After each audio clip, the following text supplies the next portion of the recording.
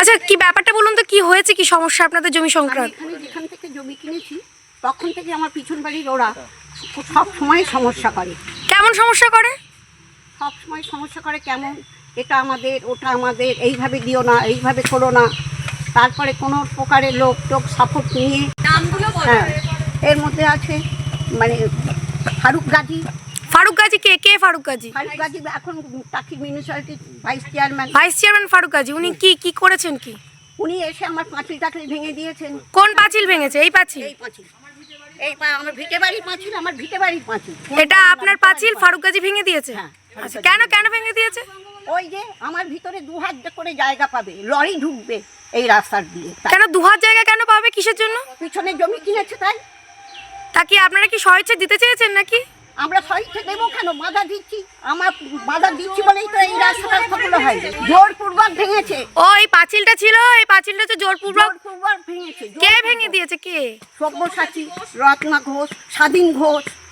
আচ্ছা, তো এখন কি পরিস্থিতিতে আছে এটা?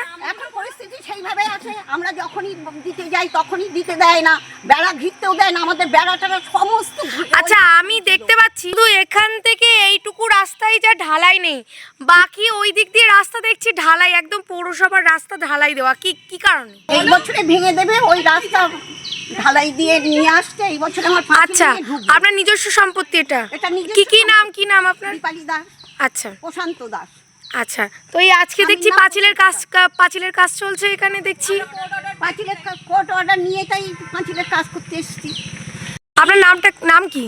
প্রিয়াঙ্কা দাস। কত নম্বর ওয়ার্ডের বাসিন্দা? টাকি 7 নম্বর ওয়ার্ডের বাসিন্দা। কি ঘটনা, কি বলুন তো এখানে?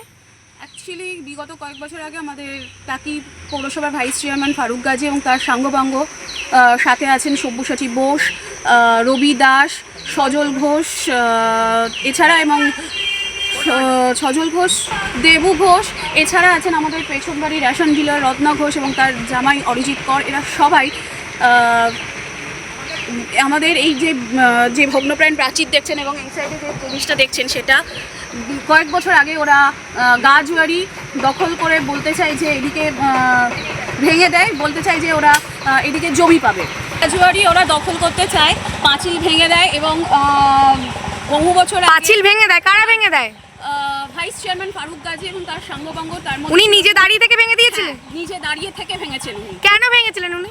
উনি বলছেন গাজুয়ারি, উনি বলছেন আমাদের জমি দখল করতে চাইছিলেন, এই পেছনে বলছেন যে আরও জমি দখল করে রাস্তাটা চওড়া করবেন। তা এটা তো আপনাদের নিজস্ব সম্পত্তি। আমাদের নিজস্ব সম্পত্তি, আমরা বহু বছর এখানে বসবাস করছি এবং বহু বছর ধরে এখানে আমাদের পাঁচিল দেওয়া, সেই পাঁচিল ভেঙে কেন ওরা জানি না কেন ওনারা বলেছেন যে হচ্ছে এই জমি ওনারা দখল করতে চান। তাছাড়া ওনারা পেছন দিকে প্লট নিয়েছিলেন সেই সময়, এবং সেই প্লটটা নেওয়ার সময়ই ওনারা এই গাজওয়ারি দখল করে বলছেন যে পাঁচিল ভেঙে দেন এবং বলে জমি পাই। সেই রাস্তাটা ক ফুট? রাস্তাটা 6 ফুটের রাস্তা। আচ্ছা, তো আজকে কি করছেন? আজকে দেখা যাচ্ছে এখানে কাজ করছে রাস্তার অনেক। কেন দীর্ঘ লড়াইয়ের পর আমরা কোর্ট অর্ডার পেয়েছি এবং সেই কারণে কোর্ট অর্ডার পাওয়ার পর। কোর্ট অর্ডার পেয়েছেন আপনারা? কবে পেয়েছেন? আমরা কোর্ট অর্ডার পেয়েছি 13/5/2026। আচ্ছা, রিসেন্টলি, এবং তার সাথেও আমরা পুলিশ প্রোটেকশন অর্ডারটাও পেয়েছি এবং সেই জন্যই আমরা আজকে আমাদের এই ভগ্নপ্রাণ পাঁচিলটা দেওয়ার কাজ, তার সাথে সাথে যে পাঁচিলটা আমাদের ভেঙে দিয়েছে সমস্ত পাঁচিলের কাজ আমরা শুরু করছি আজকে থেকে। দীপালি দাসের বাড়িতে কি সমস্যা বলুন তো? আপনি তো ওই ফ্যামিলির অ্যাডভোকেট হয়ে ওনাদের কেসটা লড়ছেন, অ্যাকচুয়ালি কেসটা কি, সমস্যাটা কি? নমস্কার, আমি ঈশিতা দত্ত দুবে, আমি বসিরহাট কোর্টের অ্যাডভোকেট। সেই সাথে sexual harassment of women at work place একটা কমিটি আছে বসিরহাট সাব ডিভিশনে 5 জনের, তার মধ্যে আমি অন্যতম একজন মেম্বার। শ্রীমতী দীপালি দাস উনি হচ্ছে আমার ক্লায়েন্ট। ওনার যে সিভিল ম্যাটারটা ছিল সেই ম্যাটারটা আমার কাছে আসার পর আমি সেই ম্যাটারটা ভালো করে স্টাডি করি। এবার স্টাডি করার পর সেই কেসটা আমি বসিরহাট মহকুমার সিভিল জাজ সিনিয়র ডিভিশনে কেসটা আমি ফাইল করি। ফাইল করার পর তার যেসব সাপোর্টিভ ডকুমেন্টস সমস্ত কিছু দিয়ে আমরা হেয়ারিং করি। হেয়ারিং করার পর মাননীয় আদালত সমস্ত ডকুমেন্টস নথি, তার সাপোর্টিভ যা নথি আছে সমস্ত যাচাই করে অত্যন্ত বিচক্ষণতার সাথে যাচাই করেন। যাচাই করে লার্নেড কোর্ট অর্ডার দেন যে বিবাদীরা যারা এই কেসে আছে তারা বিগত কিছু বছর আগে ওনার জমি দখল করার জন্য ওনার যে ভিটে বাড়ির যে পাঁচিল আছে সেই পাঁচিল ভেঙে দিয়েছিল আচ্ছা এবং কিছুটা পাঁচিল এখনো ভগ্নপ্রায় অবস্থায় হেলে আছে। আচ্ছা লার্নেড কোর্ট অর্ডার দেন সেই পাঁচিলটা উনি আবার পুনর্নির্মাণ করতে পারবেন। সেই সাথে ওই জমিতে উনি জমির ক্যারেক্টার চেঞ্জ করে যদি ওনার কোনো প্রয়োজন হয় উনি নতুন করে মানে যিনি বাদী আছেন শ্রীমতী দীপালি দাস এবং তার পরিবারের লোকজন সেখানে সে নতুন করে কনস্ট্রাকশন করতে পারবেন।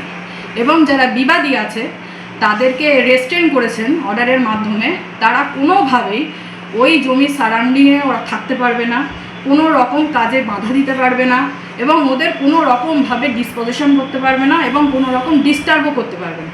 আচ্ছা, বর্তমানে কি এসে দাঁড়িয়েছে, সমস্যার সমাধান হিসাবে কি এসে দাঁড়িয়েছে? সমস্যার সমাধান হিসেবে দাঁড়িয়েছে আমরা যে অর্ডারটা পেয়েছি সেই অর্ডারটাতে লার্নেড কোর্ট হাসনাবাদ আইসিকে ডাইরেকশন দিয়েছেন যাতে অর্ডারটা ওনারা ইমপ্লিমেন্ট করেন। সেই মতো আমরা অর্ডার এবং একটা দরখাস্ত আমরা হাসনাবাদ থানাতেও দিয়ে এসেছি এবং প্রশাসন আশ্বস্ত করেছেন যাতে আমরা আমাদের কাজ শুরু করি, মানে ওনারা কাজ শুরু করবেন আজকের থেকে। আমার ক্লায়েন্ট যিনি আছেন কাজ শুরু হয়ে গেছে, অলরেডি কাজ শুরু হয়েও গেছে।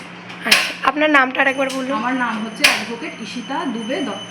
কোন কোর্টের অ্যাডভোকেট? আমি বসিরহাট কোর্টের অ্যাডভোকেট। ধন্যবাদ ম্যাম। নমস্কার।